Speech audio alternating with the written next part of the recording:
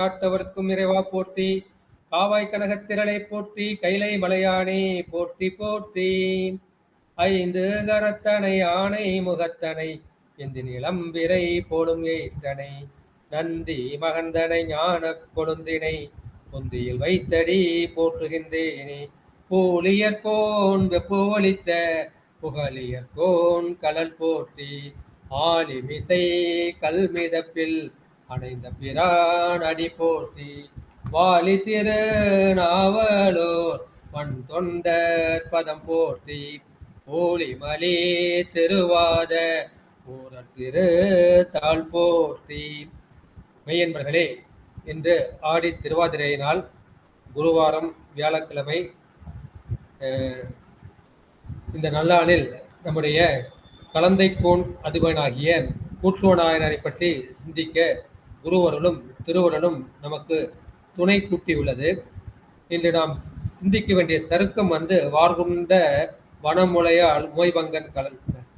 வார்கொண்ட உணமுலையால் மொய்பங்கன் கலலே மறவாது கல்லெறிந்த சாக்கியற்கு அடியேன், சீர்கொண்ட புகழ்வல்லல் சிறப்புளிக்கும் அடியேன், செங்காட்டம் குடிமேய சிறு தொண்டற்கடியேன், கார்கொண்ட கொடை கலரிட்டு அறிவார்க்கும் அடியேன், கார்கொண்ட கொடை கலரிட்டு அறிவார்க்கும் அடியேன், கடல் காளி கணநாதன் அடியார்க்கும் அடியேன், ஆர்கொண்ட வேல் கோட்டன் கலந்தை கோனடியேன், ஆரூரன் ஆரூரில் அம்மானு காலே. வார்கொண்ட வடமொழியால் செருக்கத்துல முதலாவது நாயனர் சாக்கியர், அப்புறம் சிறப்புலி, அடுத்து சிறு தொண்டர், அடுத்து கலரிட்டு அறிவார் என்ற சேரமான் நாயனார், அடுத்து கணநாதன், அடுத்து நம்முடைய கூட்டுவ நாயனார். இந்த கூட்டுவ நாயனரை பற்றி நாம் சிந்திக்கலாம் என்று சொல்லிவிட்டு அவருடைய கருத்தை முதல்ல நம்முடைய இந்த தொகை நூல் திருத்தொண்ட தொகையில நம்ம பார்த்துட்டோம். என்னன்னு பார்த்தோம் அப்படின்னா ஆர்கொண்ட வேல்கூட்டன் கலந்தை கோன் அடியேன். ஆர்னா நிறைதலை குறிக்கும். இந்த இடத்துல ஆர் என்பது அந்த கூர்மையை கொண்ட வேல். அவருடைய வேல் எப்படின்னா ரொம்ப கூர்மையா இருக்கும். அது பகைவர்களுக்கு கூற்றனை யமனை குறிக்கும். அவனுக்கு யமனாக இருக்கின்றது. அவர் யாருன்னா கலந்தை கோன். அந்த கலந்தை என்ற நகரத்துக்கு அவருக்கு அரசனாக இருக்கின்றார். அவருக்கு அடியேன் என்று திருத்தொண்ட தொகையில் நம்முடைய நம்பி ஆரூரர் கூறுகின்றார்.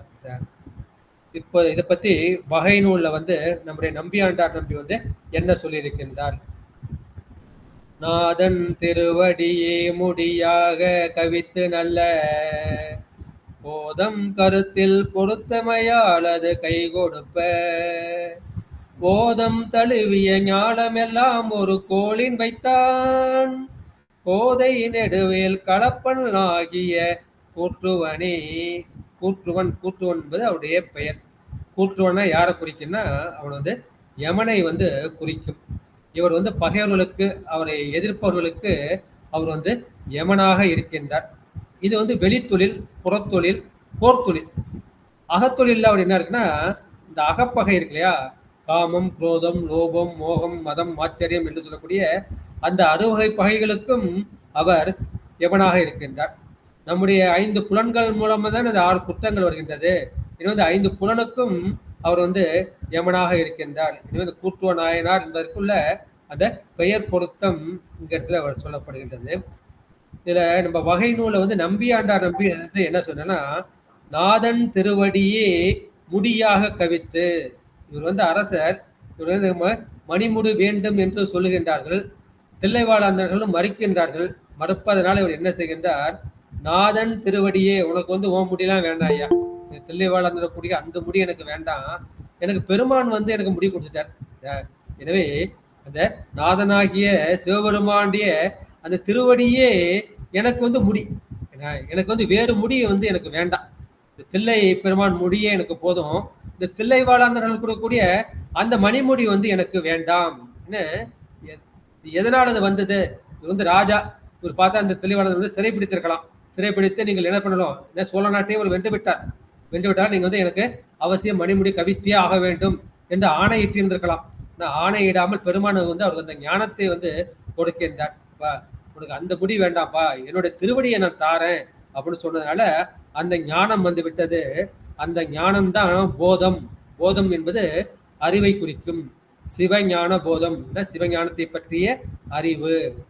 அதுல கூட நம்முடைய உண்மை விளக்கத்துல ஒரு பாட்டு வரும் இல்லைங்களா, பொய் காட்டி பொய் அகற்றி போதானந்த மெய்காட்டும் மெய்கண்டா. அது வரும்.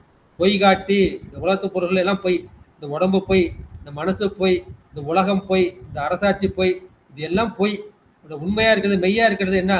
உண்மையா இருக்கிறது இந்த உயிரும் அந்த உயிருக்கு உயிரான அந்த சிவபெருமான் தான் வந்து உண்மை. அந்த உண்மை மட்டுமே வந்து எனக்கு போதும். அதுக்கு இந்த பொய்யை காட்டினாதான் பொய்யை அகற்ற முடியும். உடம்பு வந்து பொய்ன்னு தெரிஞ்சாதான் இதை விட்டு நீங்க முடியும். இந்த உடம்பு வந்து ஒரு ஜடப்பொருள், ஆன்மா வந்து அறிவு பொருள்னால்தான் நம்ம வந்து அந்த பொய்யை விட்டு அகல முடியும். பொய் காட்டி பொய் அகற்றி, அது அகற்றினால்தான் உனக்கு என்ன கிடைக்கும்? போத ஆனந்த மெய் காட்டும். அந்த மெய் எப்படி? அந்த மெய் வந்து அறிவு வடிவாகவும் ஆனந்த வடிவாகவும் இருக்கின்றது. அது சச்சிதானந்த வடிவாக இருக்கின்றது. பெருமான் வந்து அவருக்கு நல்ல போதத்தை வந்து கொடுத்தார். நல்ல போதம் கருத்தில் பொறித்தமையால். எங்க பொறித்தார்னா அவருடைய கருத்தில், அவருடைய மனத்தில் வந்து பெருமான் வந்து பதித்தார். அவருடைய தலையில் வந்து தன்னுடைய திருவடியை வந்து முடியாக கவித்தார். அவருடைய மனதில் அந்த கரணத்தில் என்ன சொன்னார்? இந்த நல்ல அறிவை வந்து அவருக்கு கவித்தார். உனக்கு வந்து அரசு வந்து நிலையற்றது, நான் கொடுத்த திருவடி பேர் இருக்கே அது வந்து உனக்கு நிலையானது, அதை நான் உனக்கு கொடுத்துட்டேன். அதை கொடுத்தா உனக்கு என்ன? இந்த திருவடிதான் ஞானம். நான் எனது அற்ற இடமே திருவடி, யான் என்ற அகப்பட்டும் எனது என்ற புறப்பட்டும் அற்ற இடமே அது திருவடிங்கிற ஞானத்தையே நான் உனக்கு கொடுத்துட்டேன். அதை நான் உனக்கு கொடுத்து விட்டேன். கொடுத்தமையால் அது கை கொடுப்ப. மற்றது கை கொடுக்கலாம் பரவாயில்ல, இந்த ஞானம், இந்த சிவஞானம் வந்து என்ன விஷயம்? இந்த உயிர் கடைதேறும் வரைக்கும் வந்து கை கொடுக்கும். அது கை கொடுப்பதனால ஓதம் தழுவிய ஞானம் எல்லாம். ஓதம், ஓதம் என்பது கடல் நீரை குறிக்கும். இந்த கடல் நீர் சூழ்ந்த ஞானம் எல்லாம். ஞானம் என்றால் தொங்குவது. இந்த உலகம் பூமி வந்து எங்க அந்த இடத்துல தொங்கி கொண்டிருக்கிறதால அதை ஞானம்னு சொல்லியிருப்பாங்க. அந்த ஞானம் எல்லாம் ஒரு கோலின் வைத்தான். எனக்கு வந்து இதெல்லாம் வேண்டாம் அப்படி வச்சு யார் வைத்தார்னா கோதை நெடுவேல் களப்பாளன் ஆகிய கூட்டுவனே.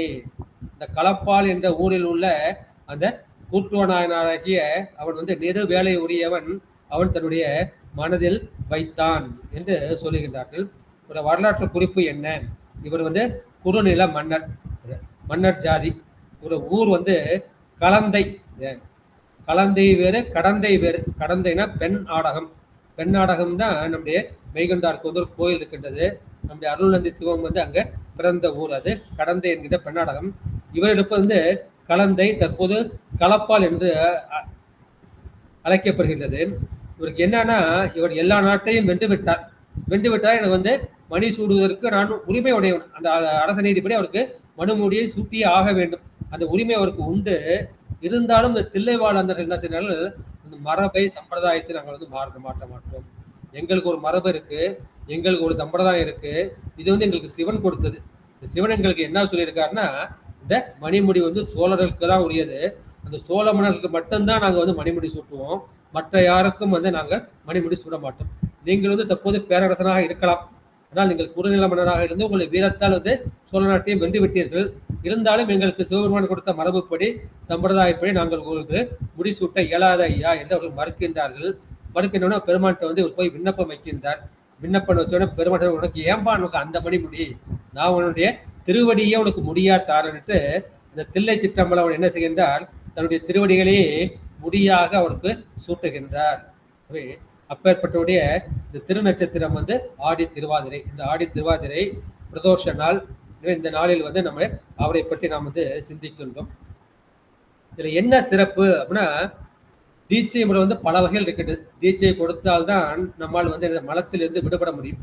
அந்த தீட்சையில் வந்து மிகவும் சிறந்தது எது அப்படின்னா, மிக உயர்ந்தது, மிக சிறந்தது திருவடி தீட்சை. திருவடி தீட்சை தான் வேண்டும் வேண்டும் என்று பல அடியார்களும் வேண்டி பெறுகிறார்கள். உதாரணமாக நம்முடைய திருநாவுக்கரசர் எடுத்துருக்கோம் அப்படின்னா, கோவாய் முருகி கூட்டம் வந்தனை குமைப்பதன் முன் பூவார் அடிசுவோடு என் தலைமேல் பொருத்திவை என்று இந்த சத்தி முற்றத்துல போய் வேண்டுகின்றார். எப்படியும் வந்து யமன் வந்து வருவான், அவன் வந்து விரைந்து வருவான், அவன் வந்து என்னை குமைப்பான், இந்த உடல் வந்து இறந்துவிடும். அதற்கு முன்பு நீ என்ன செய்யணும்?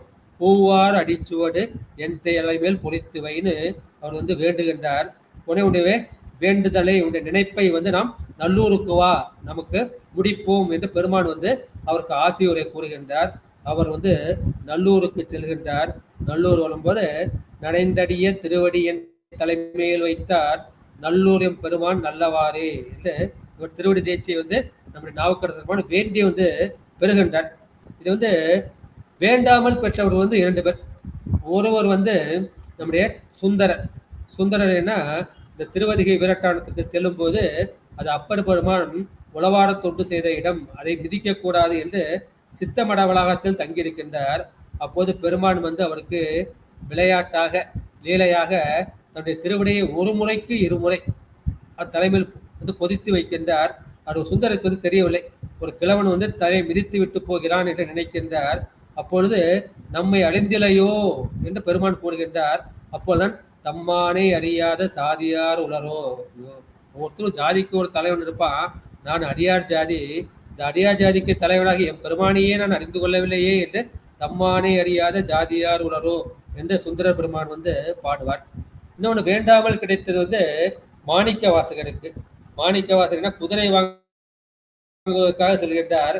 குதிரை வாங்க செல்லும் போது அந்த திருப்பெருந்துறையில் என்ன செய்கின்றார், நம்முடைய பெருமான் வந்து நம்முடைய மாணிக்க வாசகரை வந்து கூப்பிடுகின்றார். அப்படி வா என்று கூப்பிடுகின்றார். வான்னு கூப்பிட்ட உடனே மாணிக்க வாசகர் வந்து நம்மளை கூப்பிடுறாரா இல்ல அக்கம் பக்கத்துல கூட அப்படி எப்படி திரும்பி பாக்குறாரு. மறுபடியும் வான்னு கூப்பிடுறாரு. அப்பதான் வந்து நம்மளதான் கூப்பிடுறாருன்னு தெரியுது. நீங்க என்ன பக்கத்துல இருந்து பாத்தீங்களா டாக்டர், நீங்க வந்து கேட்கலாம். இதுக்கு வந்து ஒரு அகச்சான்று வந்து இருக்கின்றது. ஆவா அரியன் இந்திரன் மார்க்கு அரிய சிவன். அவன் ஆகா யார் அவன், இந்திரன் மார்க்கு அரிய சிவன். தேவர்களுக்கும் இந்திரனுக்கும் மாலுக்கும் பிரம்மனுக்கும் அரிய அந்த சிவன் வா வா, ஒரு தடவை 2 தடவை வா வா என்றனையும் எங்க கூப்பிட்டாரு, பூதளத்தே இந்த பூமியில வலிந்து ஆண்டு கொண்டான். வந்து வலியை வந்து ஆண்டு கொண்டான். பூவார் அடிச்சுவடி என் தலைமையில் பொறித்தலுமே தேவானவா பாடி தெல்லேனம் கொட்டோமோ. இந்த திரு தெல்லேனத்துல வந்து அவர் வந்து சொல்வார். அது ஒரு அகச்சான்று. இன்னொன்னு அகச்சான்று வந்து வினையார் திருவடி என் தலைமேல் வைத்தலுமே துணையான சுட்டங்கள் அத்தனையும் துறந்தொழிந்தேன். பெருமான் எப்ப அந்த திருவடி சூட்டினாரோ அப்பொழுது அந்த பொய்யான சுற்றங்கள், இந்த மாமன் மச்சான் அப்பன் அம்மா அந்த உறவு மட்டும் இல்ல, இந்த தேகம் வந்து எனக்கு வந்து உறவு. இணையார் திருவடி என் தலைமையிலுமே இது வந்து துணையான சுத்தங்கள் அத்தனையும் துறந்தொழிந்தேன் என்று நம்முடைய மாணிக்க வாசகர் பெருமான் இந்த திருவடி தீட்சை வந்து மிகவும் சிறந்தது. இந்த அடியார்கள் 3 பேருக்கு வந்து பெருமான் வந்து இந்த திருவடி தீட்சை வந்து கொடுத்திருக்கின்றார். ஞான சம்பந்த பெருமானுக்கு கொடுத்ததாக அகச்சான்று வந்து எதுவும் இல்லை. அடுத்து திருத்தொண்டர் புராணசாரம். அது வந்து கொஞ்சம் சுருக்கமா வந்து நம்முடைய உமாபதிசம் வந்து சொல்லியிருப்பார். என்ன சொல்றேன்னா, குன்றாத புகழாளர் கலந்தை வேந்தர். அவருடைய புகழுக்கு வந்து குன்றுதல் கிடையாது, குறைவு கிடையாது. அப்பேற்பட்ட புகழை உடையவர். அவர் கலந்தை வேந்தர். கலந்தை நோக்கருக்கு வந்து அவர் வேந்தர், அரசர். அவருடைய பேர் வந்து கூற்றுவானார். கூற்றுவானார் மாற்றலர் மண் கொண்டு சூட. மாற்றலர்னா பகர்களின் அந்த மண்ணை வெற்றி கொண்டு அவர் சூட பொன்தாடு முடிவேண்ட. அந்த மாணிக்கமணிகள் எல்லாம் பதித்த அந்த பொன்முடியை அவர் வந்து வேண்டுகின்றார். இப்ப நான் சோழ நாட்டை வந்து விட்டேன், அந்த முடியை நீங்கள் எனக்கு சூட்ட வேண்டும் என்று வேண்ட புலியூர் வாழும் பூசுரர்கள். புலியூர் என்கின்ற அந்த சிதம்பரத்தில் வாழக்கூடிய பூசுரர்கள். சுரர்கள்னா தேவர்கள் குறிக்கும், பூசுரர்கள்னா இந்த பூலோகத்தில் வாழக்கூடிய பூலோக தேவர்களாகிய அந்த தில்லைவாழ் அந்தர்கள் கொடாது அகல. எப்ப எங்களுக்கு வந்து பெருமானுடைய கட்டுப்பாடு உண்டு, எங்களுக்கு சம்பிரதாயம் உண்டு, அதன்படி எங்களுக்கு கொடுப்பதற்கு எங்களுக்கு உரிமை இல்லை, சோழ மன்னர்களுக்கு மட்டுமே எங்களுக்கு கொடுப்பதற்கு உரிமை என்று கொடாது அகல. அப்ப மறுபடியும் பெருமான்கிட்ட போய் கேட்கிறார். அப்போது புனிதன் இந்த மன்றாடும் திருவடியே முடியா சூடி. புனிதனாகிய சிவபெருமான் கொடுத்த அந்த மன்றில் ஆடுகின்ற இந்த பொன்னம்பலத்தில் ஆடுகின்ற அந்த திருவடியை முடியாக சூடி, அந்த பெருமாண்டி திருவடியை முடியாக சூடி மாநிலம் காத்து, அவர் வென்ற நாடுகள் எல்லாம் காத்து இறைவன் உரை மாடக்கோயில், அந்த சிவபெருமான் உரைகின்ற அந்த மாடக்கோயில்கள் சென்று ஆசையுடன் வணங்கி பெருமானுடைய. அதுக்கப்புறம் என்ன சில அந்த அரசாட்சியில வந்து அவருக்கு வந்து அவ்வளவு விருப்பு இல்லை. விருப்பாமல் இறைவன் வருகின்ற அந்த மாடக்கோயிலாம் சென்று ஆசையுடன் வணங்கி பணிகள் செய்து திருவருளால் அமர உலகம் சேர்ந்துள்ளாரே. இந்த பெருமான் கொடுத்த திருவருளால் அவர் வந்து சிவலோகம் சேர்ந்து சிவபெருமான் திருவடியில் இருக்கின்றார் என்பது இந்த திருத்தொண்டர் புராண சாரம். எனவே நம்ம வந்து திருத்தொண்டர் தொகையை பார்த்துட்டோம். அப்புறம் வந்து நம்பியாண்டார் நம்பி அருளிய திருத்தொண்டர் திரு அந்தாதி பார்த்துட்டோம். அதுக்கப்புறம் நம்முடைய திருத்தொண்டர் புராண சாரம் பார்த்துட்டோம். இப்போது நாம் சிந்திக்க வேண்டியது நம்முடைய விரி நூலாகிய சேக்கிழார் பெருமான் கொடுத்த திருத்தொண்டர் புராணம். இந்த திருத்தொண்டர் புராணத்துல கூற்றுவ நாயனார் புராணம். திருச்சிற்றம்பலம். துன்னார் முனைகள் தோல்வலியால் வென்று வென்று சூழ படையார்தம் நன்னாமம் தம் திருநாவில் நாளும் நவிலும் நலமிக்கார் பன்னாளீசர் அடியார்தம் பாதம் பரவி பணிந்தேத்தி முன்னாகிய நல் திருத்தொண்டில் முயன்றார் கலந்தை முதல்வனார். முதல் பாடல். துன்னார், துன்னார்னா பகைவர்களை வந்து குறிக்கும். அவர் பகைவர்கள் வந்து எங்க வரார்கள்? முனைகள். முனைகள்னா அவர்கள் போர் முனைகள் வந்து வருகின்றார்கள். போர் முனைகள் போர் புரிவதற்காக வருகின்றார்கள். அப்பொழுது இவர் என்ன செய்கின்றார்? தோல் வலியால் வென்று. அரசனுக்கும் மாணவர்களுக்கும் இந்த தோல் வலிமைதான் பெரிதாக பேசப்படும். தோல் வலியால் அவர்களெல்லாம் வென்று விட்டார். இது வந்து முதல் கருத்து. இரண்டாவது கருத்து வந்து சூழப்படையாதம் நன்னாமம் தம் நாவில் நாளும் நவிலும் நலமிக்கார். அது உடல் வளம் மட்டும்தான் இருக்கா, வீரம் மட்டும்தான் இருக்கா அப்படின்னா அவருக்கு வந்து நிறைய பக்தி இருக்கு. பெருமான் மேல வந்து நிறைய பக்தி இருக்கு. எந்த பெருமான் மேல? சூழப்படை, இந்த திருசூலத்தை தாங்கிய படையாக தாங்கிய அந்த பெருமான். அவருடைய நன்னாமம், இந்த நாமங்களில் சிறந்தது எது அப்படின்னா நாதன் நாமம் நமச்சிவாயவே. இந்த நமச்சிவாய் வந்து பெருமானுக்கு எப்படி இருக்கின்றது? அது நாமமாக இருக்கின்றது, பெயராக இருக்கின்றது. அது முதல் கருத்து. இரண்டாவது அது பெருமானுக்கு மந்திரமாக இருக்கின்றது. மந்திரங்கள் மிக உயர்ந்தது வந்து ராஜச மந்திரம், ராஜ மந்திரம்னு சொல்லுவாங்க, மந்திர ராஜம்னு சொல்லுவாங்க. அப்பேற்பட்ட மந்திரமாகவும் இருப்பது இந்த நமச்சிவாய. பெருமானுக்கு உருவமாகவும் இருப்பது அந்த நமச்சிவாய. நா என்பது கால்களாக, மா என்பது வயிறாக, சி என்பது மார்பாக, வா என்பது முகமாக, யா என்பது இந்த முடியாக இருக்கின்றது. நமச்சிவாயன பாதாதி கேசமாக இருக்கின்றது. அப்பேற்பட்ட பெருமானின் நன்னாமம் திருநாவில். நம்ம நாக்கெல்லாம் சாதாரண நாக்கு, கொஞ்ச நேரம் சொல்ல கொஞ்ச நேரம் மறந்து போயிடுறோம். அவர் எப்பொழுதும் சொல்லிக்கொண்டே இருப்பதால் அவருக்கு அந்த சைவ திரு முத்தி திரு கிடைக்குது. அப்பேற்பட்ட திருநாவில் நாளும் நவிலும் நலமிக்கார். ஒரு நாள் 2 நாள் இல்லை, அவர் வந்து எல்லா நாளும், ஒவ்வொரு நாளும் 24 × 7 × 365 × ஆயுள் முழுவதும் மாதிரி ஒவ்வொரு நாளும் நவிலக்கூடிய சொல்லக்கூடிய நலமிக்கார். இந்த உயிருக்கு நலம் பயப்பது எது? பெருமானுடைய நாமம் தான். அந்த நாமத்தை தான் நாம் தொடர்ந்து செய்யணும். நமக்கு சைவ சமய சாதனங்கள் வந்து 3 தான். ஒன்று வந்து திருநீர், இரண்டாவது வந்து இந்த ருத்ராட்சம். இதுக்கு நம்ம சிவாயிடம்னு சொல்லிட்டு நீரை பூசிக்கலாம், எடுத்து நம்ம கழுத்துல வந்து பூசிக்கலாம். இந்த நாமத்தை சொல்றது நம்ம கஷ்டப்படுறோம், அடிக்கடி மறந்து போயிடுது. எனவே அந்த நாதன் நாமத்தை நாம் நவீன்றால் நமக்கு நலம் மிகும், நமக்கு நன்மைகள் வந்து பெருகும். எனவே இரண்டாவது வந்து பெருமான் நாமத்தை வந்து சொல்லிக் கொண்டிருக்கின்றார். மூன்றாவது என்ன செய்கின்றார்? பன்னால் ஈசர் அடியார்தம் பாதம் பரவி பணிந்தேத்தி. சரி, நீ சிவபெருமான் மேலதான் உனக்கு ஆசையா? இந்த அடியார்கள் மேல வந்து உனக்கு ஆசை கிடையாதா, பக்தி கிடையாதா அப்படின்னா, இப்ப நம்ம பேர் நிறைய பார்த்து என்னன்னா, எனக்கு பெருமான் மேல இந்த ஆசைலாம் இருக்குங்க, இந்த அடியார்களை பார்த்தே எனக்கு பத்திக்கிட்டு வருது. ஒவ்வொருத்தரும் ஒவ்வொரு மாதிரி இருக்காங்கட்டு மனசுல நிறைய பேர் வாய் விட்டே சொல்லியிருக்காங்க. அடியார்கள் தன்மை வந்து வெவ்வேறா இருக்கின்றது. ஆனா இவர் எப்படின்னா, பன்னால் ஈசர் அடியார். ஒரு நாள் 2 நாள் இல்ல, பல நாள்கள் ஈசன் அடியார், இந்த சிவபெருமானினுடைய அடியார்களை தம் பாதம் பரவி திருவடிகளை பணிந்து போற்றி பணிந்து ஏத்தி முன் ஆகிய நல் திருத்தொண்டில். இந்த திருத்தொண்டில் முதன்மையானது எது அப்படின்னா இந்த அடியாருக்கு செல்லக்கூடிய திருத்தொண்டு. ஆக இந்த புராணத்துக்கு அவர் என்ன பேர் வச்சாரு? திருத்தொண்டர் புராணம்னு பேர் வச்சாரு. எனவே அந்த முதன்மையான தொண்டில் வந்து முயன்றவர், தொண்டில் முயன்றார். அவர் கலந்தை முதல்வனார். இந்த கலந்தை என்று சொல்லக்கூடிய அந்த நகருக்கு முதல்வனாகிய அரசனாகிய அந்த கூற்றுவ நாயனார் என்பது இந்த முதலாவது திருப்பாடல். இப்போது கலந்தைன்னா சொன்னா யாருக்கும் தெரியாது. இப்போது அதுக்கு பிறகு களப்பால்னு சொல்லப்படுகின்றது. இந்த களப்பால் எங்க இருக்குன்னா சோழ நாட்டுல திருத்துறைப்பூண்டி இருக்கு. இந்த திருத்துறைப்பூண்டிக்கு அருகில் முள்ளி ஆற்றின் தென்கரையில் உள்ளது இந்த கலந்தை நகர். அடுத்து இரண்டாவது திருப்படம்.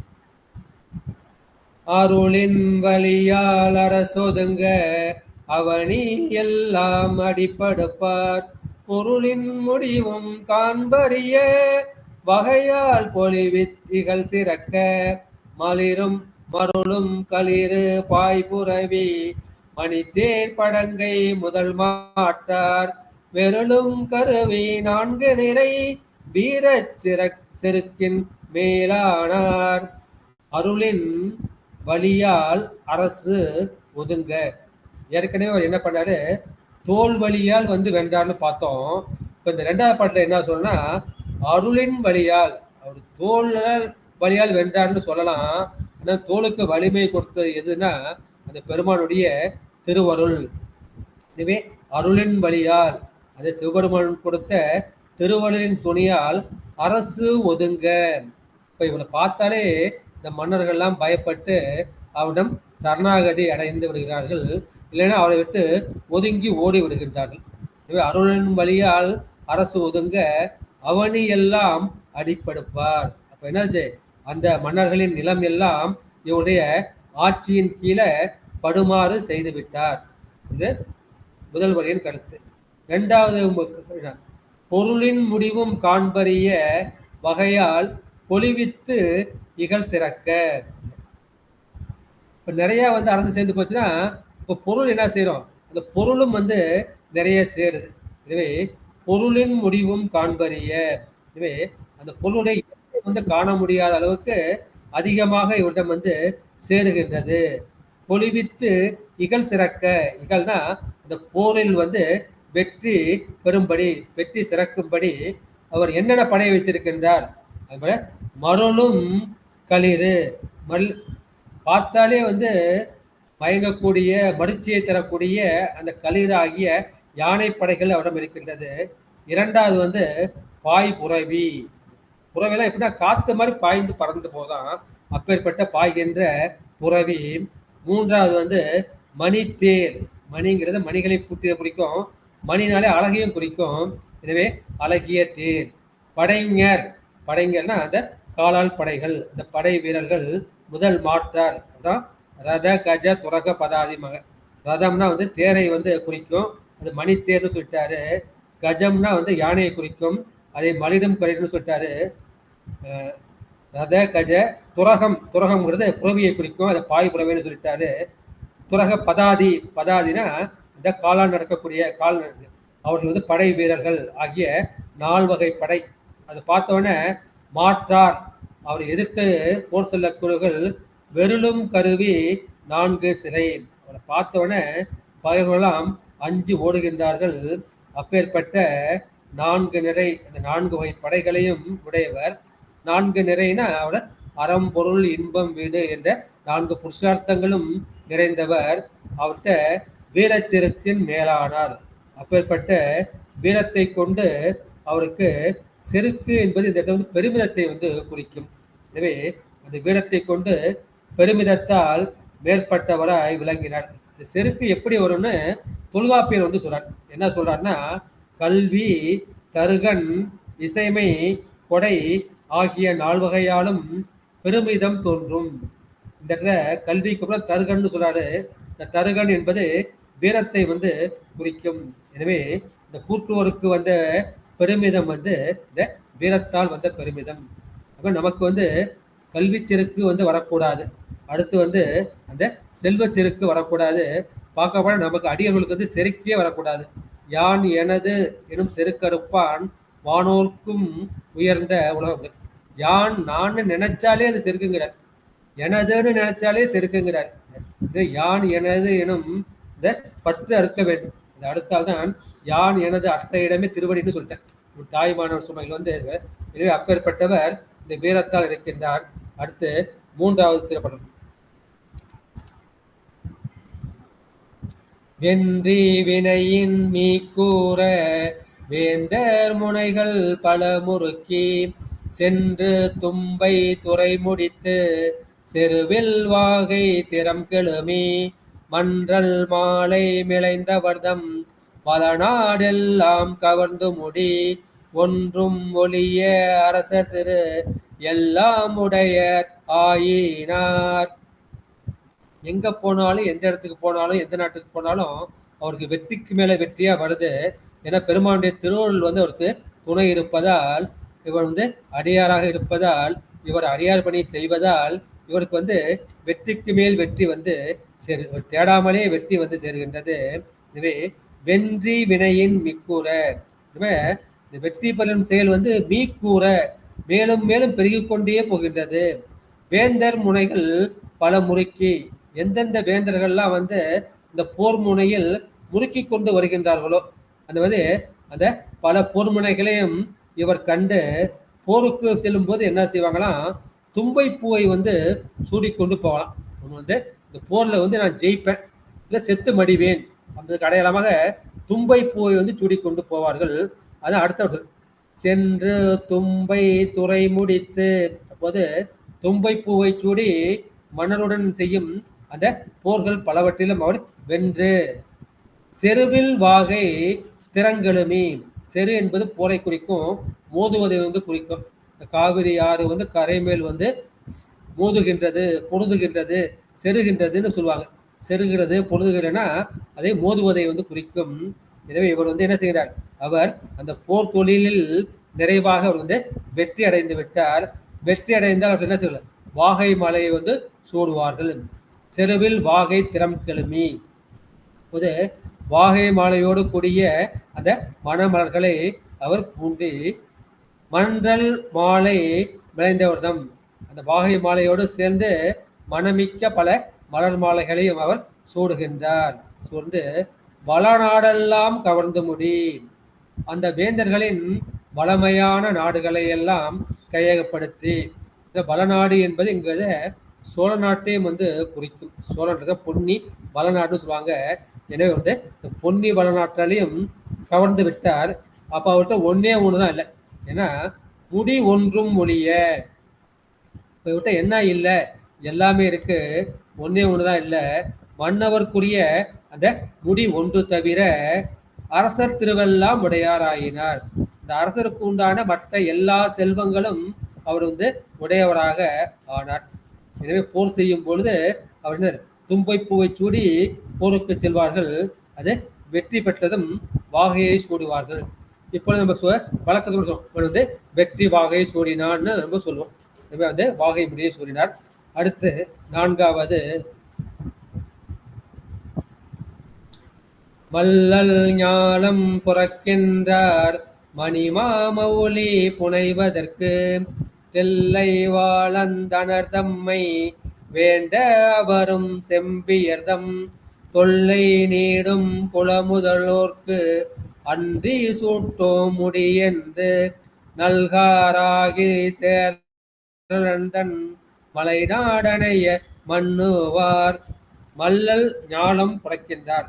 ஞானம் குறிக்கணும், நான் ஏற்கனவே சொல்லிட்டேன். இந்த தொங்குவது உலகம், ஞானம் மாயிறு ஞானம் எல்லாம் மலரடி வணங்கும் போலும். இந்த அப்பர் பெருமானுடைய திருப்பாடல். மல்லல்னா செழுமையான வளமையான, இந்த வளமையான இந்த உலகத்தை புறக்கின்றார். புறப்பது என்பது காப்பது. எனவே இந்த வெற்றி வகை சூடிய இந்த செழுமையான உலகத்தை அவர் காக்கின்றார். வெற்றி கொள்வது மட்டுமல்ல, அங்குள்ள மக்களை உயிர்களை காக்க வேண்டும். அதை அவர் செவியமையாக செய்கின்றார். அவர் என்ன செய்கிறார், மணிமா மௌலி புனைவதற்கு, மௌலினா முடியை கொடுக்கும். பெருமானுக்கு சந்திர மௌலி, சந்திரையை தலையில் சூடியவர், அதனால அவருக்கு பெருமானுக்கு சந்திர மௌலின்னு சொல்லுவாங்க. இந்த மௌலி என்பது முடியை குறிக்கும். இவர் என்னன்னா மணி மா மௌலி, இந்த மணிகள் நிறைந்த மா பெரிய அந்த அரச முடியை புனைவதற்கு, தாம் சூட்டிக் கொள்வதற்காக தில்லைவாழ் அந்தனர் தம்மை, இந்த தில்லையில் வாழ்கின்ற அந்த 3000 அந்தணர்களை அவர் வேண்ட, தில்லைவாழ் அந்தர்களே, நான் சோழ நாட்டை விட்டேன், எங்களுக்கு நீங்கள் முடிசூட வேண்டும் என்று அவர் வேண்டுகின்றார். அவர்கள் என்ன சொல்லுன்னா, அவரும் செம்பியர்தம் தொல்லை நீடும் குலமுதலோர். நாங்கன்னா செம்பியன், இந்த சிபி வம்சத்துல வந்தனால இது செம்பியன்னு பேரு. அந்த செம்பியன் ஆகிய அந்த சோழர்கள், செம்பியன் மாதேவி தான் நிறைய வந்து நமக்கு திருப்பணிச்ச நிறைய கோயில்களை வந்து கட்டளியாக மாற்றியது வந்து நம்முடைய செம்பியன் மாதேவி. அவர்கள் தான் வந்து ராஜராஜ சோழனை வந்து வளர்த்தார்கள். வளர்த்ததால் தான் இவர் வந்து சைவத்திற்காக ராஜராஜ சோழன் அவருடைய மகனாகிய ராஜேந்திர சோழன் இவர்கள் வந்து சைவத்திற்காக அவ்வளவு திருக்கோயில்களை எடுத்தார்கள். வெற்றி மேல் வந்து வெற்றி சொன்னார்கள், கடல் கடந்தும் வெற்றி பெற்றார்கள். எனவே அவர்கள் செம்பியன் மாதேவின்னு அவங்களுக்கு பேர். எனவே செம்பியர்தம் தொல்லை நீடும் குலமுதல்வோர்க்கு அன்றி, எங்களுக்கு வந்து பெருமான் கொடுத்த கட்டளை ஒன்று இருக்கின்றது. அந்த கட்டளை என்னன்னா, நாங்கள் என்ன செய்வோம், அந்த சோழர்களுக்கு மட்டும்தான் நாங்கள் வந்து முடிசூடுவோம், மற்ற யாருக்கும் வந்து நாங்கள் முடிசூட்ட மாட்டோம். இது வந்து எங்களுடைய மரபு, எங்களுடைய சம்பிரதாயம், இதை வந்து நாங்கள் மாற்ற மாட்டோம் என்று அவர் வந்து சொல்கின்றார். அந்த மாதிரி அன்றி சூட்டோம் முடி என்று, சோழர்களுக்கு அன்றி மற்றவர்களுக்கு நாங்கள் முடி சூட்ட மாட்டோம், நாங்கள் வந்து நல்க மாட்டோம் என்று சொல்லிட்டு, இவன் வந்து அரசன், இப்போ கையில் வந்து அரசாட்சி இருக்கு, நீதி இருக்கு, அதனால் என்ன செய்யலாம், நம்ம வந்து தண்டிக்க கூடும் என்ற எண்ணம் வந்து அவர்களுக்கு வந்து வருகின்றதுனால அவங்க என்ன செய்யறாங்க, அவர்கள் நல்காராகி உனக்கு வந்து நாங்கள் முடியை கொடுக்க மாட்டோம். என்ன சொல்றேன், சேரநந்தன் மலை நாடு அணைய நண்ணுவார். வந்து சேர நாட்டை வென்றவர்களை இவர்கள் என்ன செய்கின்றார்கள், பெருமாளுடைய நித்திய பூஜைக்கு வேண்டிய அந்த தெளிவாக விட்டுவிட்டு இவர்கள் வந்து மலைநாட்டுக்கு சென்று விடுகிறார்கள். அப்போது சோழர்கள் வந்து முடி சூழக்கூடக்கூடிய நகரங்கள் வந்து 5 இருக்கின்றது. ஒன்று வந்து காவிரி பூம்பட்டினம் என்ற பூம்புகார், 2வது வந்து திருவாரூர், 3வது வந்து உறையூர், 4வது வந்து கருவூர் ஆணிலை, 5வது வந்து சேங்கலூர். இது வந்து சண்டேச நாயனார் புராணத்துல நம்ம பார்க்கலாம். இது வந்து இந்த சம்பிரதாயத்தை வந்து மீறக்கூடாது. இந்த காலத்துல வந்து நம்முடைய பார்த்தீங்கன்னா, நம்முடைய தருமபுர ஆதீனம், திருவாரூர் ஆதீனம், அந்த ஆதீனங்கள்லாம் அவருக்கு அந்த சம்பிரதாயங்களை, அந்த மரபுகளை வந்து அந்த மட ஆதிபதிகள், ஆதீனங்கள், இந்த தம்பிரான் சுவாமிகள் இவர்கள்லாம் வந்து மீற மாட்டார்கள், அதை வந்து மாற்ற மாட்டார்கள். அந்த சம்பிரதாயம் வந்து முதலாக வந்தது, அவர்கள் வந்து மாற்ற மாட்டார்கள். இது மாதிரி தில்லைவாழாந்தர்களும் இந்த சம்பிரதாயத்தை நாங்கள் வந்து மாற்ற மாட்டோம் என்று அவர்கள் சேர நாட்டுக்கு சென்று விடுகின்றார்கள்.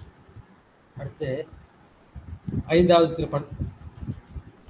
ஒருமை தில்லைவாழ் அந்தணர்கள் தம்மல் ஒரு கொடியை பெருமை முடியை அருமை பொறி காவல் பேணும் படியிருத்தி இருமை மரபும் தூயவர்தாம் சேரர் நாட்டில் எய்திய பின் வறுமை உறவால் மனம் தளர்ந்து மன்றுள் ஆடும் கலல் பணிவார். இந்த தில்லைவாழாந்தர்கள் எப்பேற்பட்டவர்கள் என்பதை அந்த முதல்வரில் வந்து சொல்கின்றார்கள்.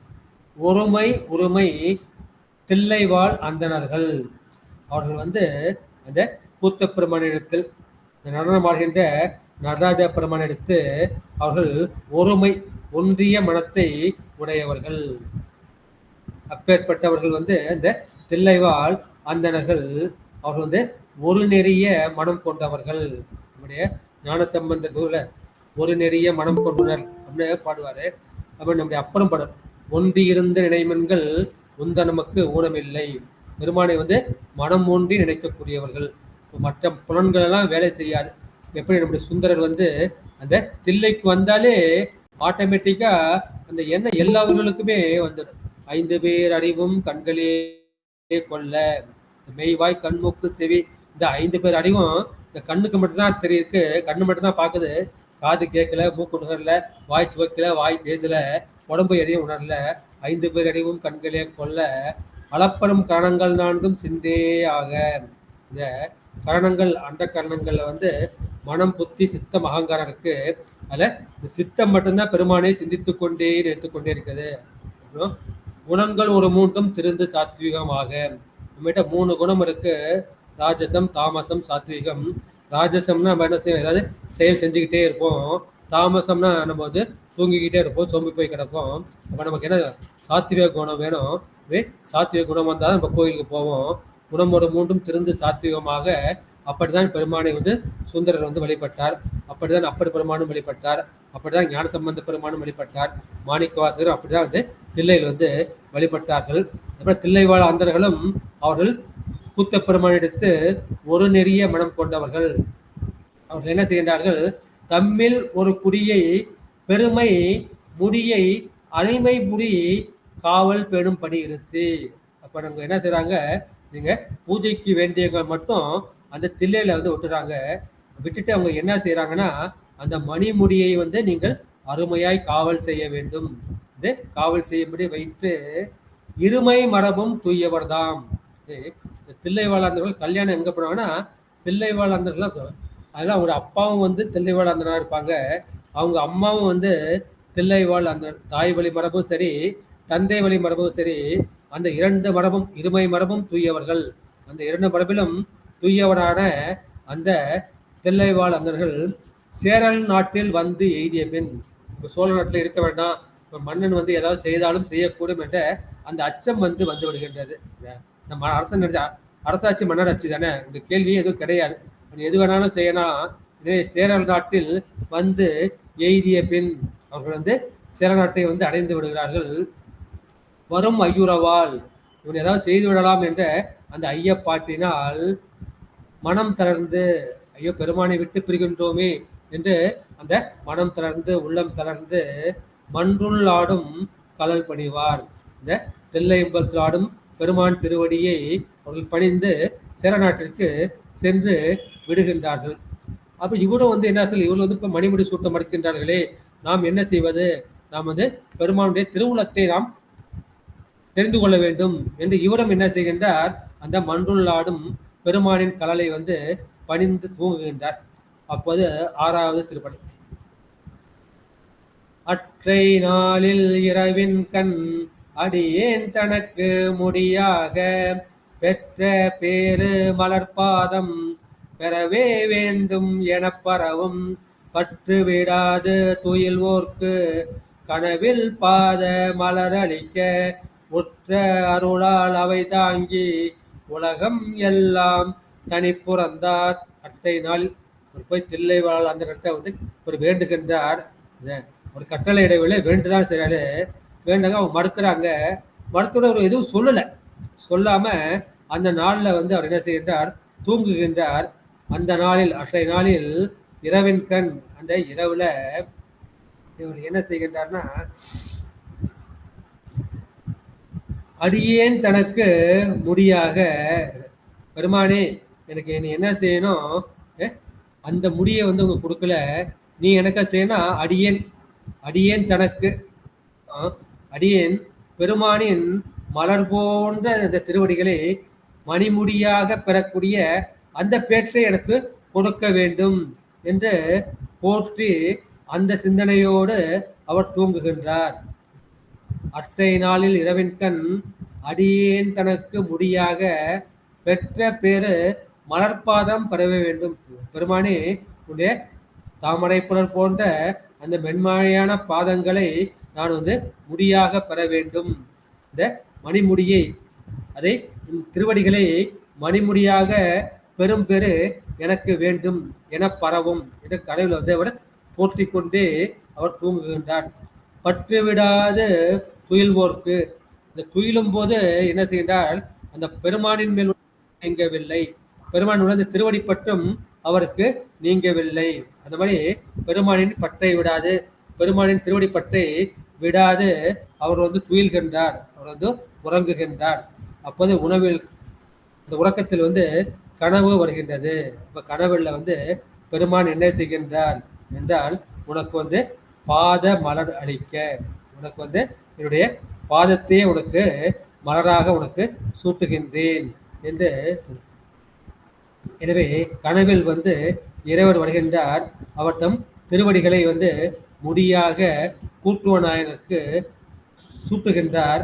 அந்த திருவருளால், அப்பேற்பட்ட பொருந்திய திருவருளால் அந்த அடிகளையே, பெருமான் கொடுத்த கனவில் கொடுத்த அந்த திருவடிகளையே மணிமுடியாக தாங்கிக் கொண்டு கனவில் பாத மலரடிக்க உற்ற அருளால், அந்த திருவருளால் அந்த அடிகளையே அவை தாங்கி உலக, அந்த அடிகளையே மணிமுடியாக தாங்கிக் கொண்டு உலகம் எல்லாம், அவர் வென்ற அந்த உலகம் எல்லாம், அந்த உலகத்தில் உள்ள உயிர்களை எல்லாம் தனி புறந்தார். அவர் வந்து தனியாட்சி புறந்தி வந்தார். உலகம் என்பது உயர்ந்தோர் மற்ற, உலகத்தில் உள்ள உயர்ந்தவர்களை குறிக்கும்.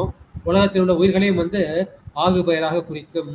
எனவே அவர் என்ன செய்கின்றார், அந்த அந்தனர்கிட்ட போய் சண்டை போடல, அவருக்கு தண்டனை கொடுக்கவில்லை, பெருமாட்ட ஒரு வேண்டுதல் வைக்கின்றார், அவருடைய திருவடியை வந்து பற்றி கொள்கின்றார். உன்னுடைய திருவடி பேர் தான் எனக்கு வேண்டும், இந்த மலர்பாதம் ஒன்றை நான் பெற வேண்டும் என்று பற்று விடாது துயில்கின்றார். அப்போது பெருமான் கனவில் தோன்றுகின்றார்.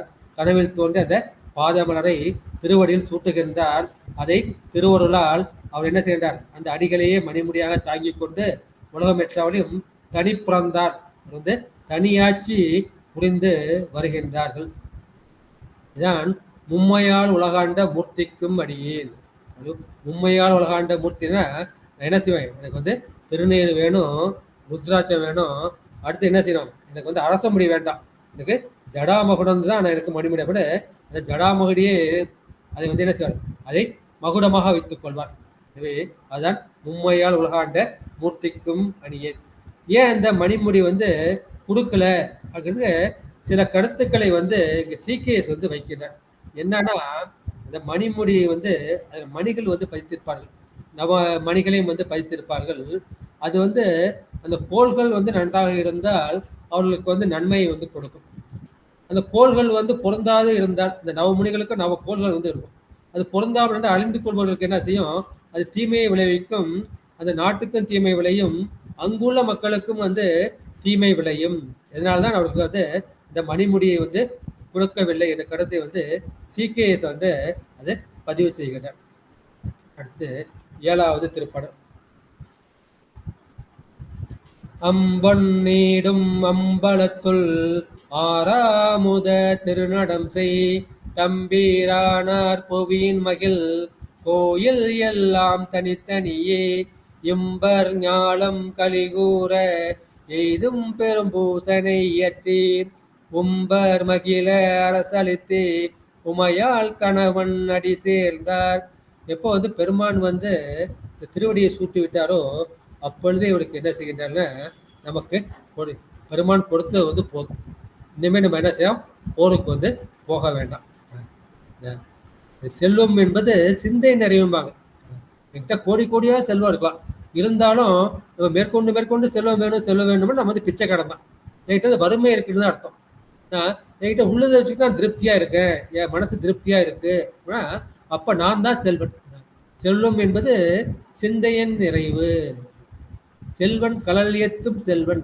இப்போ என்ன புரிஞ்சு போச்சு, பெருமானுடைய அந்த கலலை ஏத்துவதுதான் செல்வம், அதுதான் அரசாட்சின்னு புரிஞ்சுக்கிறார். சொல்லிய பாட்டின் பொருள் வந்து சொல்லுவார் செல்வர். திருப்பாடலாம் பொருள் வந்து சொன்ன அவர்கள் தான் செல்வர்கள் என்று இப்போது அவருக்கு வந்து புரிந்து விடுகின்றது. எனவே என்ன செய்கின்றார், இந்த தில்லை சிற்றம்பலம் கேட்கிறாரு, அது எப்படி பொன்னம்பலம், அது பொன்னம்பலையா, அம்பொன் நீடு அம்பலம், அது வந்து அழகிய பொன்னால் என்ற அம்பலம். சோழராஜாக்கள் வந்து பொன்னால் ஓடுகள் வேய்ந்திருக்கின்றார்கள், பொன்னால் ஆணைகள் அடித்திருக்கின்றார்கள், நிறைய பொன்னால் ஆன திருப்பணிகள் வந்து செய்திருக்கின்றார்கள். அதுக்கு வந்து பொன்னம்பலனே பேரு. அந்த மாதிரி பொன்னால் என்ற அந்த அம்பலத்தில் ஆறா அமுத திருநடம் செய். நம்ம ஒரு அமுதம் இருக்கு, இல்லை ஒரு இனிப்பு இருக்கு, நம்ம சாப்பிட்றோம், சாப்பிட்டு நம்ம வந்து திகிட்டது போதும்னு நம்ம திகட்டி போச்சு, எனக்கு போதும் போதும்னு சொல்றாங்க. ஆனா இது எப்பேற்பட்ட அமுதம்னா ஆறா அமுதம். இது எவ்வளவுதான் சாப்பிட்டாலும் சரி, அது வந்து அது இனிமையை படைக்கக்கூடியது, இன்பத்தை வந்து தரக்கூடியது. இது வந்து திகட்டாது, திகட்டாத அந்த இன்பம் ஆறா அமுதம் திகட்டது. பெருமானியா இந்த நடராஜ குழந்தை பார்த்துக்கிட்டே இருக்கலாம், பார்க்க பார்க்க சலிக்காது, கண்ணுக்கும் சலிக்காது, காதுக்கும் சலிக்காது, மனசுக்கும் சலிக்காது. பார்க்க பார்க்க நமக்கு மனசுல ஆனந்தம் வந்துகிட்டே இருக்கும், அமைதி வந்துகிட்டே இருக்கும். பெருமானியை பார்த்துக்கிட்டே இருக்க மாட்டோமான்னு தான் மனசுக்கு தோணும். அப்பேற்பட்ட உருவம் நடராஜ பெருமானின் திருவுருவம். அது வந்து ஆறா அமுதம், அது திருநடம் செய் தம்பிரானார். அந்த மாதிரி அந்த நடராஜர் குலத்தை கொண்ட தம்பிரான் ஆகிய அந்த சிவபெருமானின் புவியின் மகிழ் கோயில் எல்லாம். பெருமான் வந்து இந்த தில்லை சின்னப்பள்ளி மட்டும்தான் இருக்காரு, அவர் வந்து அந்தந்த உலகத்தில் உள்ள உயிர்களுக்கு எல்லாம் அருள் புரிந்து கொண்டு இருக்கின்றார் இல்லையா. இல்லை ஒவ்வொரு கோயிலும் அவர் வீட்டு இருக்கின்றார்னு அவருக்கு தெரிகின்றது. பெருமான் வந்து எல்லா இடத்திலும் இருக்கின்றார்னா புவியின் மகிழ் கோயில் எல்லாம். பெருமான் வந்து எந்த இடத்துல இருந்தாலும் மன மகிழ்ச்சியோடு தான் ஆழந்தான் உகந்த அமுது செய்ய, அப்பேற்பட்ட ஆழகால விஷயத்தை அவர் உகந்த அமுது செய்கின்றார். எப்ப அடியார்களுக்கு அருள் கொண்டா அவருக்கு ஆனந்தம் இருக்காதா, எனவே அவர் என்ன செய்கின்றார்னா, அவர் புவியின் மகிழ இந்த அன்பர்கள் எல்லாம் புவியில் உள்ள மக்கள் எல்லாம் மகிழும்படி அந்த கோயில் கொண்டிருக்கின்றார். அந்த கோயில் எல்லாம் தனித்தனியே இந்த ஒவ்வொரு கோயிலுக்கும் தனித்தனியே போறாரு. இம்பர் ஞானம் கலிகூற எய்தும். உம்பர்னா நமக்கு மேல உள்ளவங்க தேவர்கள். இம்பர்கள்னா இந்த உலகத்தில் உள்ளவர்கள். இம்பர்னா இந்த உலகத்தில் வாழக்கூடிய நாம் மனிதர்கள் மட்டுமல்ல, இந்த வாழக்கூடிய உயிர்கள் அனைத்தும் கலிகூற எய்தும். பெருமான் இதற்காக அங்கு வீற்றிருக்கின்றார், இதற்காக அங்கு அருளாட்சி புரிகின்றார்னா, இந்த உயிர்கள் எல்லாம் கலிகூற வேண்டும், ஆனந்தத்தை அடைய வேண்டும், சிவானந்தத்தை பெற வேண்டும் என்று அவருடைய உயிர்களுக்காக இருப்பதை அவர் அடைகின்றார். அப்பொழுது என்ன செய்கின்றார், ஒவ்வொரு கோயிலுக்கும் பெரும் பூசனை இயற்றி, பெரும் பூசனை என்பது பெரும்பாலும் கும்பாபிஷேகத்தை குறிக்கும். அந்த பெருமானுக்கு வேண்டிய நிபந்தனைகள்லாம் கொடுத்து நித்திய பூஜை, நைமித்திக பூஜை, விசேஷ பூஜை, அந்த மாதிரி எல்லா பூஜைகளும் செய்வதற்கு நிபந்தனைகளை அளிக்கின்றார். அப்பர் உம்பர் மகிழ அரசளித்து இவர் செய்யறதை பார்த்து அந்த 33 கோடி தேவர்களுக்கும் 48,000 ரிஷிகளுக்கும் 14 கணங்களுக்கும் அவர் வந்து என்ன செய்ய மகிழ்ச்சி வந்திருக்கின்றது. அது மாதிரி மகிழ அரசளித்து அவர்கள் எல்லோரும் மகிழும்படி இவர் அரசாட்சி செய்துகின்றார். அந்த அரசை அளித்து உமையால் கணவன் அடி சேர்ந்தார். அப்போது அவருடைய பிராரத்த கர்மம் முடிந்து விடுகின்றது.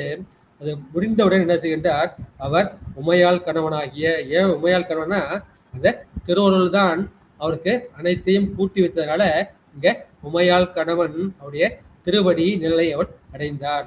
இதோட வந்து புராணம் வந்து முடிஞ்சு போச்சு. முடிஞ்சாலும் என்னன்னா, இதுக்கு மேல சேக்கிழார் வந்து என்ன செய்வார், அடுத்த பதிகத்துக்கு அல்லது அடுத்த புராணத்துக்கு இல்ல அடுத்த நாயனாருக்கு வந்து ஒரு தோற்றுவாய் செய்வார். ஆனா இங்க என்ன செய்கின்றார், இதுக்கு மேல வந்து 2 பாட்டு வந்து சொல்லியிருக்கின்றார். இந்த பதிகத்தோட சிறப்பு இதுதான். காதல் பெருமை தொண்டி நிலை கடல் சூழ் வையம் காத்தளித்து கோதங்ககல முயல் கலந்தை கூற்ற நாதம் கலல் வணங்கி நாத மறைதந்தளித்தாரை நடைநூல் பாவில் நவின்றேத்தும் போத மருவி பொய்யடிமை எல்லா புலவர் செயல் புகழ்வாம். இந்த பதிகம் வந்து இந்த நாயண்ட புராணம் வந்து முடியுது. அடுத்தது வந்து பொய்யடிமை இல்லாத புலவர்களுடைய அந்த புராணம் வந்து தோற்றுவிக்க போகின்றார். அதை சொல்ல காதல் பெருமை, காதல்ங்கிறத அன்பை குறிக்கும், பக்தியை குறிக்கும், ஆசையை குறிக்கும், விருப்பத்தை குறிக்கும். எனவே மிக்க விருப்பமும் பெருமை, பெருமையுடைய தொண்டி நிலை, இந்த தொண்டின் நிலைத்த கடல் சூழ் வையம் காத்தளித்து, இந்த கடல் சூழ்ந்த உலகத்தை எல்லாம் காத்து ஆட்சி செய்து, ஒரு ஆட்சி செய்யும் போது அந்த உலகத்தில் உயிர்களுக்கு எந்த குறையும் வந்து இல்லை. அந்த மாதிரி ஒரு ஆட்சி செய்து காத்து அளித்து கோது அங்கு அகல. போதும்னா எந்த குற்றமும் இல்லாமல், போது என்பதை இங்க குற்றத்தை குறிக்கும். அந்த குற்றம் நீங்குமாறு அகல முயல் கலந்தை கூற்றனார் தம் கலல் வணங்கி. இந்த மாதிரி அந்த உயிர்களுடைய குற்றம் எல்லாம், குற்றம் என்ன, அந்த ஆணவ மலம் தான் குற்றம். அந்த ஆணவ மல குற்றம் நீக்குவதற்காக பெருமானுடைய கோயில்களில் பூஜை நடக்கின்றது. அதுபடி ஆணவமல குற்றத்தை நீங்குமாறு முயன்ற கலந்தை கூற்றனார்தம் கலல் வணங்கி, இந்த குழந்தை கூற்றுவ நாயனாரின் நான் திருவடியை நான் வணங்கிவிட்டேன். வணங்கிட்டு நாத மறை தந்து அளித்தாரை. பெருமான் வந்து இந்த உலகத்துக்கு என்ன கொடுத்தார், ஒரு உலகத்துக்கு சிறப்பாக கொடுத்த ஒன்று வந்து வேதம், இரண்டாவது வந்து ஆகமம். இந்த வேதமும் ஆகமும் வந்து எங்கேருந்து வந்தது அப்படின்னா இந்த நாத தத்துவத்திலேருந்து வந்து. உங்களுக்கு எல்லாம் சித்தாந்தம் படிச்சிருக்கீங்க. 36 தத்துவம். 36 தத்துவத்துல முதல் 5 தத்துவம் வந்து சிவ தத்துவம். அது வந்து நாதம் அல்லது சிவம், விந்து அல்லது சக்தி, 3வது சாதாக்கியம், 4வது மகேஸ்வரம், 5வது வந்து சுத்த வித்தை. எனவே இந்த நாதத்திலிருந்து தான் இந்த வேதமும் ஆகமும் கிடைத்திருக்கின்றது. இப்ப நம்ம பேசுற பேச்சு இருக்கு, இந்த பேச்சு நமக்கு எங்க இருந்து கிடைச்சதுன்னா அதுவும் சுத்த தத்துவத்தில் உள்ள அந்த நாத தத்துவம் தான் கிடைச்சிருக்கு. இந்த பேச்சை வந்து நம்ம என்ன செய்யணும், பெருமானை வந்து புகழ்வதற்காக தான் நம்ம வந்து பயன்படுத்த வேண்டும். மற்றவர்களை அடியார்களை புகழ்வதற்காக பயன்படுத்த வேண்டும். இந்த தோத்திர பாடல்களை பாடுவதற்காக தான் பயன்படுத்த வேண்டும். ஆகமத்தை ஓதுவதற்காக பயன்படுத்த வேண்டும். ஜெபிப்பதற்காக பயன்படுத்த வேண்டும். மற்றவர்கள் திட்டுவதற்கு, குறை சொல்வதற்கு அதுக்கு இந்த வாக்கை வந்து பயன்படுத்துவார். எனது சுத்த தத்துவத்திலேருந்து பெருமான் கொடுத்த அந்த நாத தத்துவத்திலேருந்து நமக்கு கிடைத்தது. இந்த சொல்லை வந்து நம்ம என்ன செய்யணும், நம்ம பக்குவமாக பயன்படுத்த வேண்டும். பெருமான் திருவடியை அடைவதற்காக தான் நம்ம வந்து அதை பயன்படுத்த வேண்டும். அதனால் நாத மறை தந்து அளித்தாரை நடைநூல் பாவில் நவின்றேத்தும். எனவே பெருமான் வந்து நாதத்தை கொடுத்தார்.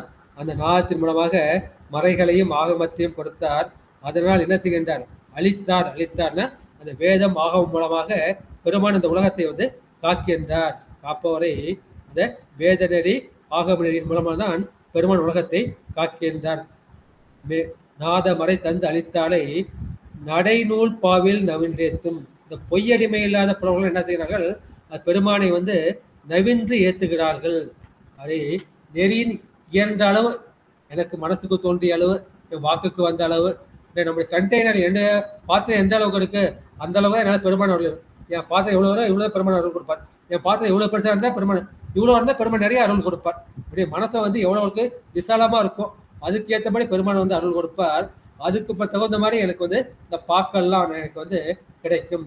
அப்பேற்பட்ட அந்த தமிழ் நூல் பாக்களால் போற்றி மகிழும் இறை உணர்வு தந்த பொய் அடிமை இல்லாத அந்த புலவர்கள், பொய்யடிமை இல்லாத புலவர்களை என்ற அந்த திருக்கூட்டத்தில் சேர்ந்த அந்த தொகை அடியவர்களின் செயலை செல்லப் போகின்றேன்.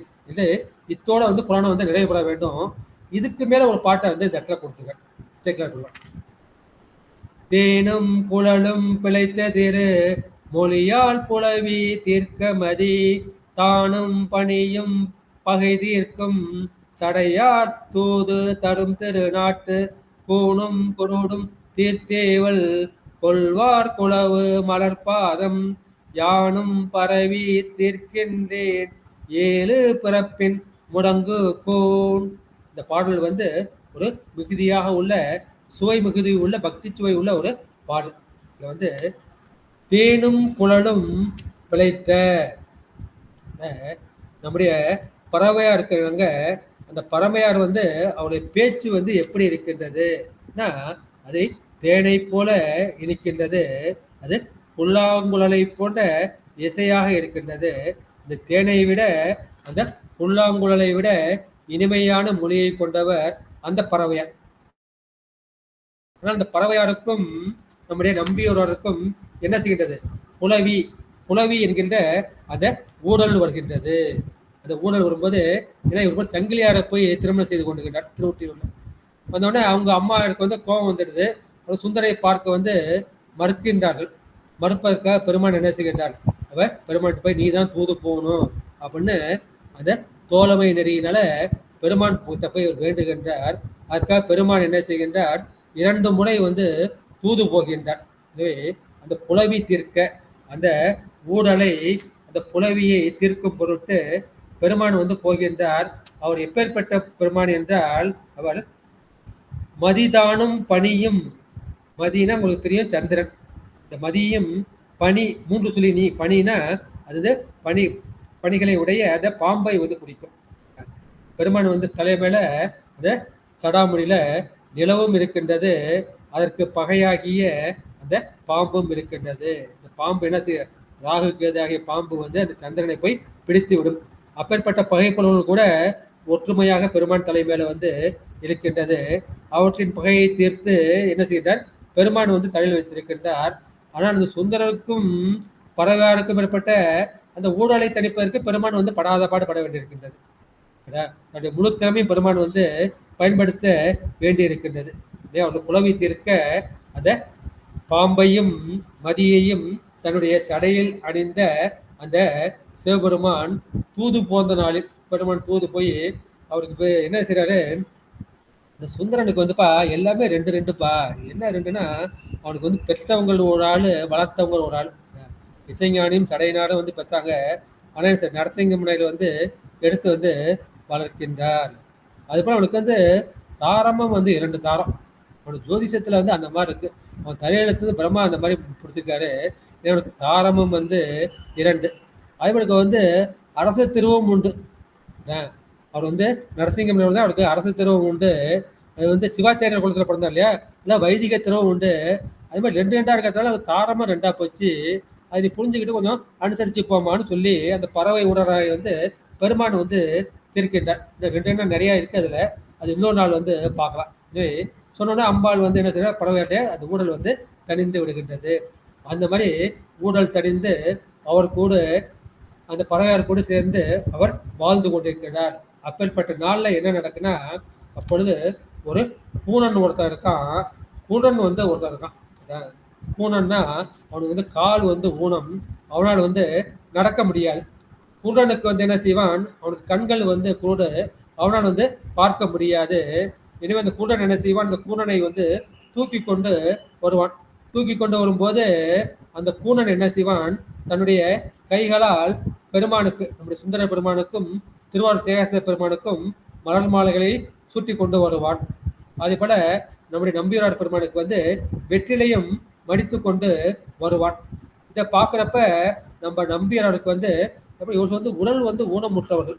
இந்த உடல் ஊனம் இருந்தாலும் என்ன செய்யல, இந்த பெருமானும் பெருமானை அடியவனாய் எனக்கும் இவர்கள் தொண்டு செய்ய நினைக்கின்றார்களே, இவர்களுக்கு நம்ம ஏதாவது செய்யணும் அப்படின்னு என்ன செய்கின்றார்கள், அந்த பூனானது பூனை வந்து நிமிர்க்கின்றார். எப்படி இந்த கூன் பாட்டினை வந்து நின்ற செயல் நெடுமாறாக மாறினானோ அது போல அந்த கூனனும் வந்து அவன் வந்து கூன் நீங்கி அவன் நெடிதாக இருந்தான். அந்த கூனனுடைய கூட்டுத்தன்மையும் நீக்கினார். அப்பேற்பட்ட நம்பி ஆரூரரின் ஒளி பொருந்திய திருவடிகளை கடைசியுடைய பாருங்க. கூணும் குருடும் தீர்த்து ஏவல் கொள்வார் குலவு மலர்பாதம். அப்படிப்பட்ட மலர்பாதத்தை யானும் பரவி தீர்க்கின்றேன். இது வந்து சேக்கலுடைய திருவாக்கு. அதான் நானும் பண்றேன். நானும் இந்த நம்பி ஆரூரரின் திருவடிகளை நானும் பரவி தீர்க்கின்றேன். ஏன் வந்து பரவுகிறேன், ஏன் தீர்க்கின்றேன்னா, 7 பிறப்பின் முடங்கு கூண். எனக்கு என்ன செய்யணும், ஒவ்வொரு உயிருக்கும் வந்து 7 வகை பிறப்பு இருக்கு. 4 வகை தோற்றம், 7 வகை பிறப்பு, 84 லட்சம் யோனிபேதம் இருக்கின்றது. நான் என்ன பண்ணிருக்கேன்னா, இந்த 7 வகைப்பட்ட பிறப்பில் வந்து நான் முடங்கிக்கிட்டு இருக்கின்றேன், கூணனாக இருக்கின்றேன். அந்த கூண் தன்மையையும் அப்புறம் என்ன செய்கின்றார், எனக்கு வந்து அறியாமை இருக்கின்றது. இந்த உடலுக்குள் வந்ததுனால அறிவு பொருளாகிய நானுக்கு அறியாமை இருக்கின்றது. இந்த அறியாமை தான் என்னுடைய கூட்டுத்தன்மை. அறியாமை வந்து இருள் என்று சொல்லுவாங்க. ஆணவத்தை வந்து இருள் மனம் சொல்லுவாங்க. எனவே அறியாமையாகிய அந்த கூட்டுத்தன்மையையும் இந்த 7 வகை பிறப்பில் முடங்கி கிடக்கும் கூண் தன்மையையும் நான் வந்து வணங்கிக் கொள்கின்றேன். எனவே இந்த ஆரூர் பெருமானுக்கு மாலையையும் வெற்றிலையும் தந்த அந்த கூணனும் குன்றனுமாகிய இருவருக்கும் அவருக்கு உற்ற அந்த கூனையும் குட்டையும் பெருமான் தீர்த்து அருளினார். அப்பேற்பட்ட ஆரூர் பெருமானின் திருவடியை நான் வணங்குகின்றேன் என்று சொல்லி இந்த பாடலை வந்து இருந்தார்கள். இந்த பாடலுக்கு வந்து சில பேர் என்ன சொல்றாங்கன்னா, அந்த 2 பேரும் வந்து நம்முடைய பறவையார் இல்லத்துல வந்து படி செய்தார்கள் என்று சில பேர் சொல்லுகின்றார்கள். ஆனா அது வந்து பொருந்தாது என்று நம்முடைய சீகேஎஸ் வந்து சொல்றார். அவர் என்ன சொன்னா, இந்த பறவையார் மாளிகைக்கு வந்து நிறைய அடியார்கள் வந்து போவார்கள். அவர்கள் வந்து மங்கள பொருள்களை வந்து எடுத்துக்கொண்டு போவார்கள். அந்த மாதிரி போக்குறப்ப அந்த ஊரில் இருந்த ஒரு கூணும் ஒரு கூடனும் அந்த 2 பேரும் என்ன செய்கின்றார்கள், தம்முடைய உடற்கூடுபாடுகளை இந்த பெருமான் வந்து நீக்க வேண்டும் என்ற பெருமானுக்கு இந்த மலர் மாலையும் வெற்றிலையும் கொடுத்து தங்களுடைய அந்த பூனையும் குருட்டையும் நீக்கி கொண்டார்கள். தான் குருடும் குருடும் குட்டாட்டமாடி குருடும் குருடும் புலிவிழுமாறே என்பார். குருடு என்பது என்னத்தை குறிக்குன்னா, நம்முடைய அறியாமை ஆகிய ஆணவத்தை வந்து குறிக்கும். இரண்டாவது வந்து நம்முடைய எல்லாருக்கும் தெரிஞ்ச கதை தான். என்ன கதைன்னா, நம்முடைய உபாதி சிவம் வந்து என்ன செய்வார், தில்லைவாழ் அந்தனர் அவர் வந்து அந்த பூஜையை முடித்து கொண்டு தன்னுடைய பல்லக்கில் செல்லும் போது மறைங்கான சமுத்திரம் என்ன சொல்வார்னா, பட்ட பகலில் பகல் குருடு போகுது பார் அப்படின்பார். ஏன்னா அவர் போறப்ப என்ன பண்ணுவாங்க, பெருமானுக்கு முன்னாடி அந்த தீப்பந்தம் எடுத்துக்கு போவார்கள். அதுமாதிரி சிவாச்சாரியாளுக்கும் அந்த மரபு உண்டு. அப்படியே வந்து முத்துச்செய்வர் வந்து அந்த சிவிகையில போறப்ப பல்லக்கில் போறப்ப முன்னாடி தீப்பந்தம் வந்து எடுத்து போறாங்க பட்ட பகல்ல. அப்போது மறைஞான சம்பந்தர் பட்ட பகலில் பகல் குருடு, பட்ட கட்டையில் பகல் குருடு போகுது. பட்ட கட்டைனா அந்த உடம்பு தான் பட்ட கட்டை. அதுல வந்து பகல் குருடு. நம்ம என்ன கேவலத்துல வந்து கொண்டா இருந்தோம், ஆணவ மனத்துல வந்து நாம் அறியாமல் இருந்தோம், அது ஏற்றுக்கொள்ளலாம். இப்ப நம்ம சகலத்துக்கு வந்து நம்ம வந்து அறியாமல் இருக்கின்றோம். அப்ப வந்து இந்த பட்ட பகலில் பட்ட கட்டையில் பகல் குருடு போகுதுகான் என்று சொன்னவுடனே உடனே அதையே வந்து ஒரு உபதேசமாக கொண்டு அவரையே குருவாக ஏற்றுக்கொண்டு இவர் என்ன செய்கின்றார், அந்த சந்தனாச்சாரியர்கள் ஒருவராக வந்து மாறி விடுகின்றார். அதே போலதான் இன்னொரு வந்து அந்த குருடர் முருடர் ஆகிய அந்த இரட்டை புலவர்கள் வந்து இருப்பார்கள். அதில் ஒருத்தர் வந்து கையும் வந்து கால் ரெண்டுமே வந்து ஊனமாக இருக்கும். அப்போது குருடர் வந்து அவரை தூக்கி கொண்டு செல்வார்கள். செல்லும்போது அவர்கள் மதுரையில் வாழ்ந்தவர்கள். இப்போ பொற்றாமரை குளத்தில் வந்து ஒரு ஆடை வந்து துவைத்துக் கொண்டிருப்பார் குருடர். குருடருக்கு வந்து கை நல்லா இருக்கும். அந்த கூனனுக்கு வந்து என்ன செய்யணும், கை வந்து முடமா இருக்கும். அப்பொழுது இப்போ கரையிலேருந்து பார்த்துக்கிட்டே இருப்பார். ஆடை துவைக்கிறப்ப என்னாச்சும், அந்த ஆடை கை நழுவி என்ன செய்யும், குளத்துல இருந்து போயிடும். அப்போது தப்பு தப்பென்று தப்பினால் அது ஆடை தப்பாதோ அப்படின்ட்டு சொல்வார். அப்போது அவர் என்ன சொல்வார்னா, இக்கலிங்கம் போனால் என் நமக்குண்டே தென்மதுரை சொக்கலிங்கம். இந்த ஆடை போனா போகட்டும்பா, எனக்கு பெருமானாக்கிய இந்த தென்மதுரை சொக்கலிங்கம் இருக்கின்றார் என்று பாடுவதாக சொல்வார்கள். எனவே இன்றைய கூட்டுவ நாயனார் குரு பூஜையில் கலந்து கொண்டு சிறப்பித்த அடியார் பெருமக்களின் திருவிழில் வணங்கி எனது உரையை நிறைவு செய்கின்றேன். நன்றி, வணக்கம். சிவாய நம. திருச்சிற்றம்பலம். ஆறின தடந்தோள் வாழ்க, அறுமுகம் வாழ்க, வெறுப்பை கூறு செய்த நிறைவேல் வாழ்க, குக்குடம் வாழ்க, செவ்வேல் ஏறிய மங்கை வாழ்க, யானைதன் அணங்கு வாழ்க, மாறிலா வள்ளி வாழ்க, வாழ்க சீர் அடியாரெல்லாம்.